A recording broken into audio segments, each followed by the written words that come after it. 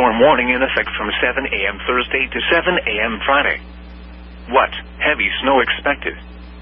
Total snow accumulations between 5 and 7 inches across the higher terrain to the west of Route 219, with lesser amounts farther east. Where? Somerset County. When? From 7 a.m. Thursday to 7 a.m. Friday. Impacts. Travel could be very difficult. The hazardous conditions could impact the Thursday morning and evening commutes.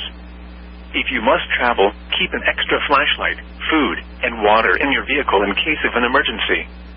The latest road conditions for the state you are calling from can be obtained by calling 511.